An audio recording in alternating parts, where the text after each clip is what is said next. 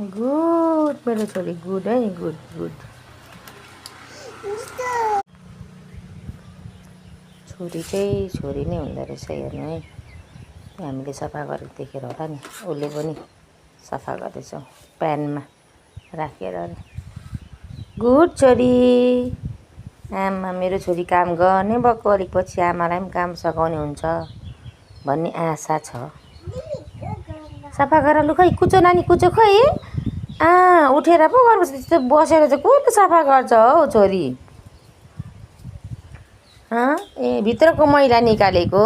ल ल निकाल निकाल निकाल गुड उठेर गर आइयो खै उठेर पढाल्नुहोस् त मेरो छोरी